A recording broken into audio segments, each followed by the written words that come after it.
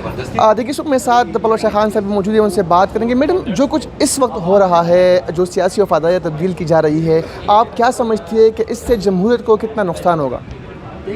دیکھیے, جو لوگ ذرا سی سختی پہ اگر وفاداری تبدیل کر لیتے ہیں تو پہلی بات یہ ہے کہ وہ جمہوری اقدار پہ خود یقین نہیں رکھتے.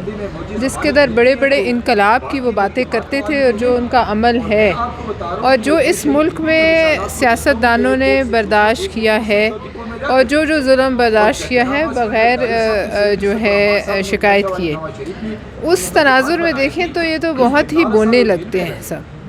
اور میں سمجھتی ہوں کہ جس طریقے سے ایک ریت کا محل کھڑا کیا وہ اسی طریقے سے بکھر بھی گیا. لیکن میڈم, جو لوگ سیاسی وفاداریاں تبدیل کر رہے ہیں وہ تو اس وقت پیپلز پارٹی کا حصہ بنتے جا رہے ہیں, خاص طور پر خیبر پختونخوا میں. تو آپ نہیں سمجھتی کہ جب پیپلز پارٹی پہ برا وقت آئیں گے تو وہ بھی اس طرح باقی جائیں گے؟ دیکھیے, مجھے علم نہیں ہے کہ کون خیبر پختونخوا میں آیا ہے. ایک شاید کل شمولیت ہوئی ہے. لیکن دیکھیے, جو آنے والے ہوتے ہیں ان کی جگہ اور ہوتی ہے, جو ساتھ کھڑے رہنے والے ہوتے ہیں ان کی جگہ اور ہوتی ہے. اگر اس کو انٹرچینج کر دیا جائے, عدل بدل دیا جائے, تو پھر وہی ہوتا ہے جو عمران خان کے ساتھ ہے.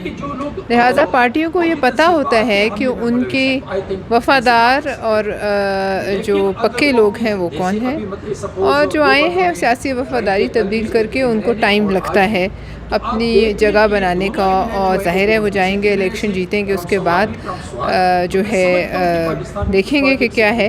لیکن چونکہ ہماری پارٹی میں تو ایک اپنا کوٹا پورا ہے, ہمارے پاس اپنے لوگ ہیں جو آئیں گے, وہ پارٹی کی شرائط پہ آئیں گے. ان کی شرائط ہم نہیں مانیں. عمران خان نے کل اندیا دیا ہے مذاکرات کا, آپ سمجھتی ہے کہ اس وقت ان سے مذاکرات ہونے چاہیے؟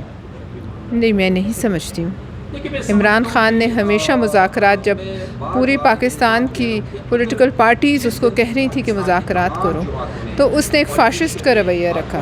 اب چونکہ اس نے اپنے وزن سے زیادہ بڑے پنچ مارے ہیں اور وہ ایک گڑھے میں گرا ہوا ہے, تو اس گڑھے میں جس کا تعبیر دیا جاتا ہے, جس کو قومی سلامتی کی دشمنی اور پاکستان کے اوپر ایک جو ہے بدنما دھبا لگوانا, اس گڑھے میں کوئی اس کو ہاتھ دے کے باہر نہیں نکالے گا.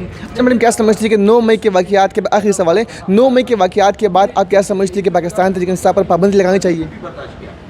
دیکھیے, اس پر میں یہ سمجھتی ہوں کہ ہمیں ایک ان کیمرہ بریفنگ ہونی چاہیے تمام پارلیمنٹ. جو حقائق ہیں کچھ جو ہم تک اور آپ تک نہیں پہنچے, ان حقائق کو جو ہے سامنے لانا چاہیے. اور اس کے بعد پھر یہ تو ایک بڑا فیصلہ ہے جس پر ساری پارلیمنٹ اس پر بات کرے اور پھر ایک متفقہ فیصلہ ہے.